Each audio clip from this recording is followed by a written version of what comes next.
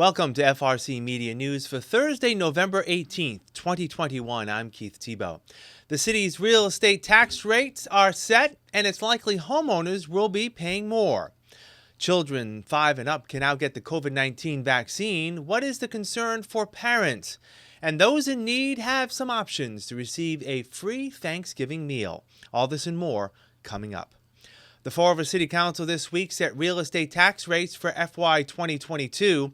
Even though rates will drop, homeowners will likely see higher tax bills as the value of their property continues to rise. In setting the rate, the council voted to shift the burden of taxation to commercial property owners at the highest allowed factor of 1.75. The residential tax rate approved by the council for the year is $12.62 per $1,000 valuation, a drop from $13.83 for FY 2021. The commercial rate dropped to $27.04 per $1,000 valuation, compared to $29.70 last year. The value of all property rose across the city, with the average residential property valued at $283,900. Based on the new rate, the average residential tax bill will rise by $103.19 for the year. The average commercial property values also rose, but not at the same rate as homes. The average value of commercial property sits at $688,200. Commercial property owners will see a tax bill decrease of $609.94. This year was a banner year. Was a banner year for us. If I look back on the new growth that was picked up, we picked up over $3 million in new growth. And that tells me that the taxpayers of the city of Fall River and the citizens of the city of Fall River have confidence in this government, because they would invest that type of money. We've had a lot of work that's going out there. The assessor's office is very busy. We're picking up these items. People are investing in this city. It's a good future. It's a good place to be in. I would say we're one of the highest in southeastern Mass with that number of 3.37. There's nobody close to that number. Switching now to the COVID-19 pandemic, here are the latest numbers in Fall River as of last Thursday, November 11th. For the first time in 3 weeks, new cases were up in Fall River at 168 compared to 132 a week ago. There are now 17,267 cases confirmed since the onset of the pandemic. On the vaccine front, 62% of city residents have received at least one dose of the vaccine, with 56% now fully vaccinated. The city will once again be hosting upcoming vaccination clinics in local schools. It starts tomorrow, Friday, from 4 p.m. to 7 p.m. at the Laterno School.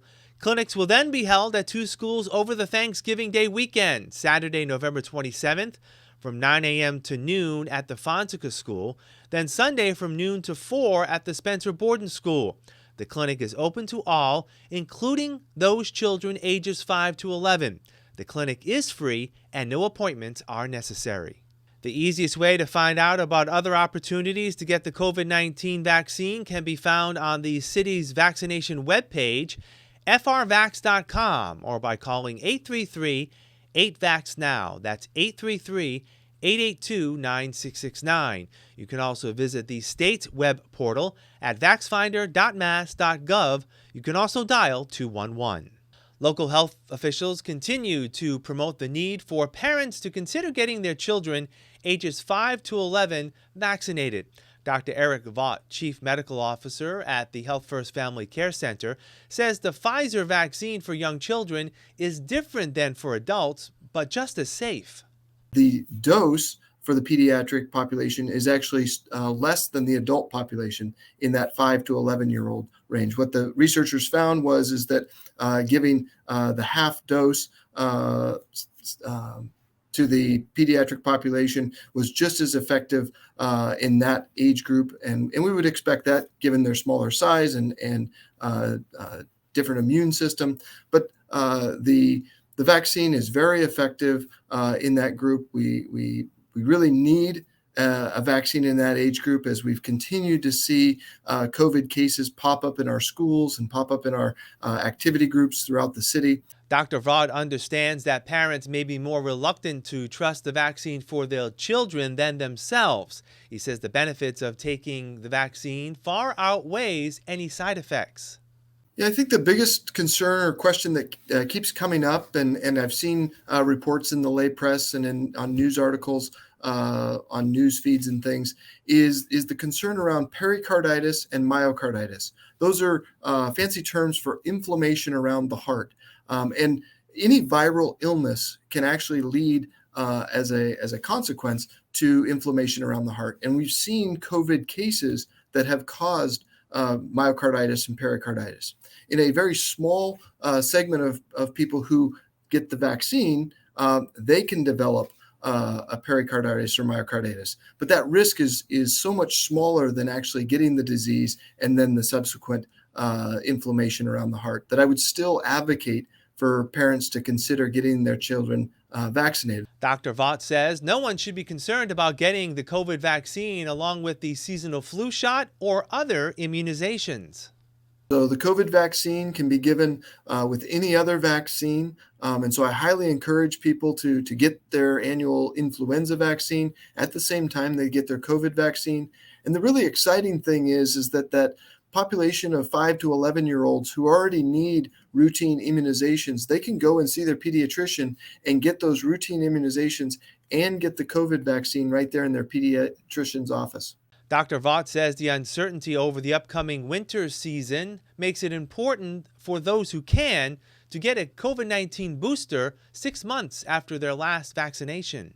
The challenge is that as we continue to have the spread of the disease in our community, we do get very concerned about the virus changing and additional variants becoming part of our problem when it comes to combating the COVID virus. And so I can't stress enough that that people getting vaccinated so that we don't see the infection rate continuing to climb in the city, so that we don't see the virus potentially mutate and take on other variants is super important as we go through this winter season. Unfortunately, we've seen somewhat of a concerning trend in the number of cases in the local area over the last couple of weeks. And so the concern there being that as we go into the winter months and people become more indoors, do we see the virus have another resurgence? Massachusetts 4th District Congressman Jake Auchincloss, who represents a portion of Fall River, had high praise for the bipartisan infrastructure bill signed into law this week by President Joe Biden. Auchincloss says Massachusetts will receive over $9 billion in aid for investments in roads, bridges, water and sewer projects, and the expansion of affordable, high-speed internet access. He says local communities like Fall River will benefit from making much-needed improvements.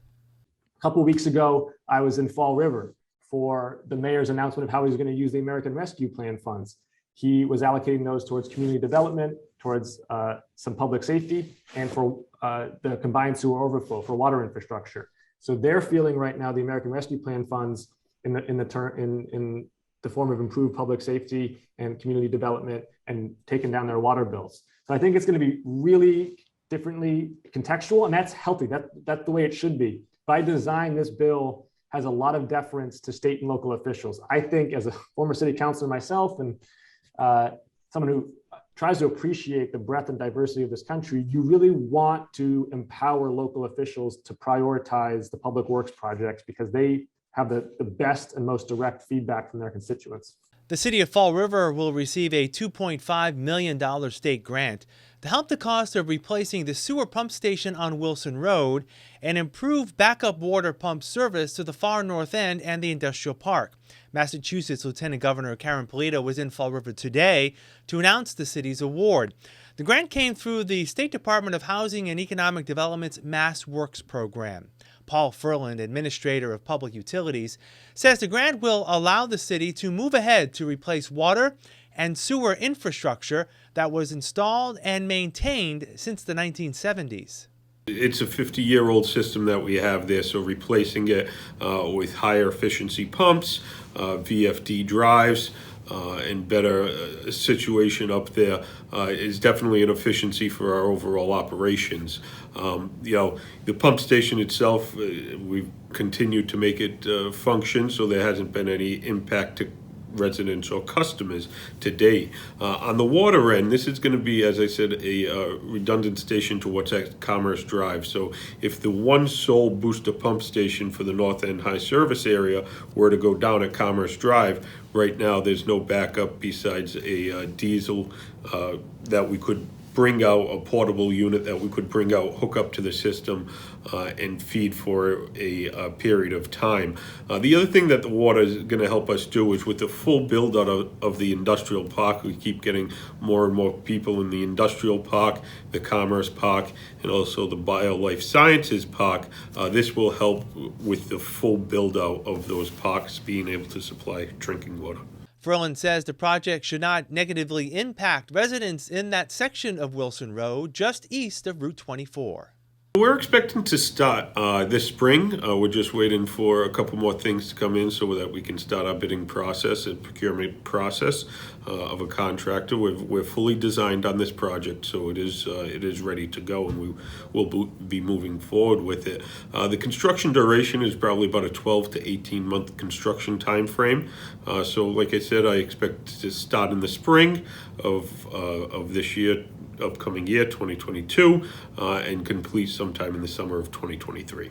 The Lieutenant Governor also today announced that the One South Coast Chamber and its Viva Fall River initiative will receive $100,000 from the state's Urban Agenda Grant Program in efforts to both promote and develop downtown.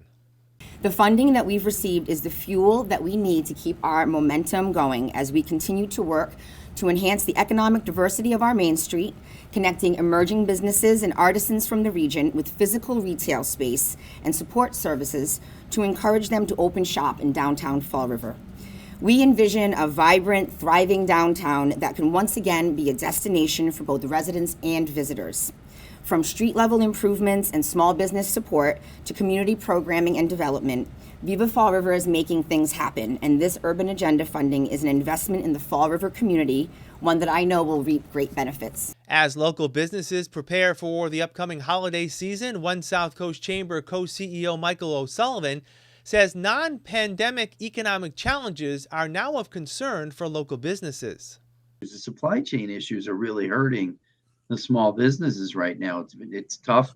It's tough for them to get all the product that they want, or in some cases the types of products. And if you go to small businesses, it's hard. Sometimes it's hard to see, or hard to accept. They don't have all the product on the shelves. It's very difficult. You can see that even in the grocery stores. So the supply chain issues are definitely having a great effect, and the supply chain issues are really driving inflation at the moment. So it's tough. Regardless, co-CEO Rick Kidder says the region has shown resilience as it continues to reemerge from the pandemic. You would have thought that COVID would have brought most small businesses to their knees. But the government stepped in and did some very good things on the front end. The state has done some very good things for its part as well to help ease some of the burden. The challenge that businesses have going forward are the ones that Mike described. Obviously inflation, obviously supply chain. But by and large, I think our small business ecosystem has bounced back remarkably well. With the gift-giving season upon us, the Chamber is looking forward to making sure holiday shoppers do so in person and locally, beginning with Small Business Saturday on November 27th. We are primarily 85-90% of our businesses are small and micro businesses with storefronts. Those storefronts are an important component in our economy and an important component in the holiday season landscape. And for those businesses, this is the time of year that makes or breaks them. So we are very, very hopeful. We're looking to promote as much as we can. We know that those small businesses are working hard to try to get people to shop there instead of doing everything online. We got a little conditioned during the pandemic as for out of necessity to online shopping. There's still always going to be that component. But boy, nothing touches the service that you get when you walk into a local business. So please support them. Please shop local. We'll have more FRC Media News right after this. Here are some job descriptions on the latest hot jobs list from the MassHire Fall River Career Center. Human Resources Recruiting Coordinator, Family Service Association, located at 101 Rock Street, seeks a full-time Human Resources Recruiting Coordinator to provide support in the HR department, which includes recruitment and employment, records, and clerical.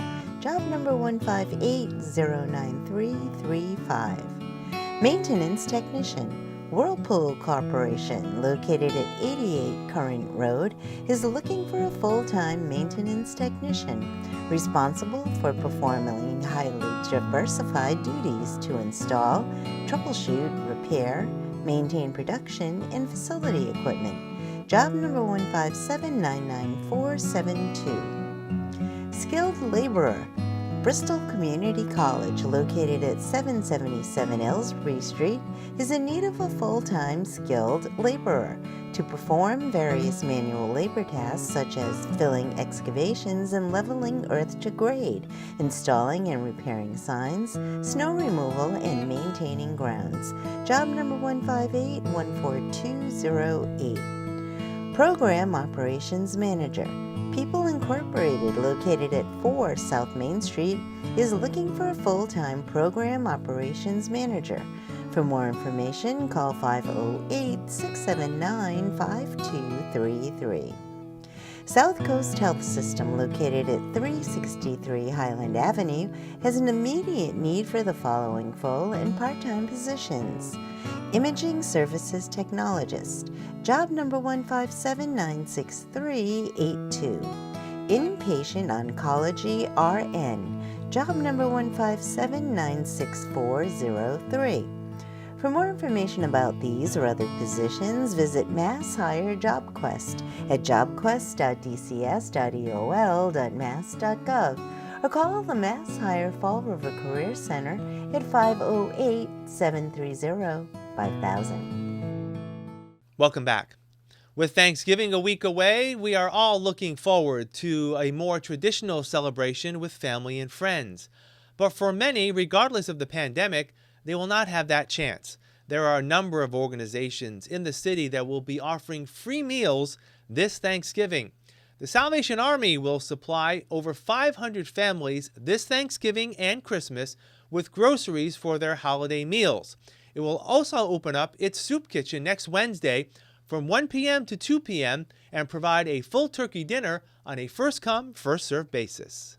We're fixing approximately 80 meals, so we will be able to help the community. Those who don't have a meal will be able to have that meal. Right now, because of our safety procedures that are in place, it is a to-go meal that families will pick up here, and we stagger people for safety reasons, social distancing, those type of things. But we want to make sure that people have that opportunity to have that meal. Prior to COVID, we were able to serve here, and the community and the family that would come every year, we would have people say, this is our Thanksgiving meal. So to be able to, in a fashion, provide that meal was still very important to us despite the obstacles. One of the things that we've found is that the people who have been coming over the last almost 2 years now are people in many cases who have never asked for help before. They've often been those people who have been our donors in the past, who are now looking for that help. And to be able to help them in that moment as they've helped people in the past, it's really a blessing for us to have that opportunity. Blessed Trinity Church on Plymouth Avenue will open up its parish hall on Thanksgiving Day beginning at 11:30 for up to 125 city residents to enjoy a full Thanksgiving dinner. We've been doing this, I think, close to coming up about 10 years now that we've been having it here on Thanksgiving Day. This year, we're just really happy that we're able to do it in person. Last year, we still had it, but it was takeout only. But one of the nice features about what we do here is, it's for people who are in need, people who are alone. We serve them the meal, and then we sit down and we enjoy it with them. It's a really community dinner. We see a lot of the same people every year. It's almost like a Thanksgiving family. And sometimes, we'll see them at different things in the parish or community things, but a lot of them, we see them once a year, and they're here at Thanksgiving, and they enjoy the meal. We have some scarves and hats and mittens and things that we'll put out for people who need them and things of that sort as well. River to Recovery will also be hosting a Thanksgiving meal next Thursday at their center on Pleasant Street. For more information, you can call 774-704-5501. We'll wrap up this edition of FRC Media News right after this. Welcome to Hot Dogs and Cool Cats. Today we have Lucky Boy. Lucky Boy was a stray. He was found severely matted, so he was brought to a vet to be shaved, which is why he looks the way he does right now. But he hasn't let that affect his personality. He is an older guy. He's about 8 to 10 years old, but he is very, very sweet. Lucky Boy absolutely loves being around people. He loves his treats, as you can see. Lucky Boy was a stray, so we don't really know too much about his history. Even though he is an older guy, he still has lots of energy. If you think Lucky Boy would be a good fit for your home, go to our website, foreverpaws.com, fill out an application, and then give us a call to make an appointment and come down to 300 Linwood Street and meet Lucky Boy. Today, up here, living the high life, quite literally, is Flora. Flora is a dilute tortie. She's about 8 years old, but don't let that fool you. She still has a lot of spunk left in her. Flora's just looking for a good home with people who will shower her with affection and then give her space when she wants it. You think Flora would be a good fit for you if you like that bit of attitude and you want it lounging around your house. Go to foreverpaws.com, fill out an application, and then give us a call to make an appointment to come down to 300 Linwood Street and meet Flora. That's all for this edition of FRC Media News. Please check out our website at frmedia.org for all the latest news and information. Next Thursday is Thanksgiving Day, and we're going to be taking a week off from the telecast, enjoying our holiday with our family and friends, and we hope you do as well. FRC Media News airs Thursdays at 6 p.m. and Fridays at 5:30 p.m. For all of us here at FRC Media News, I'm Keith Tebow. Have a happy Thanksgiving, and we'll see you in 2 weeks.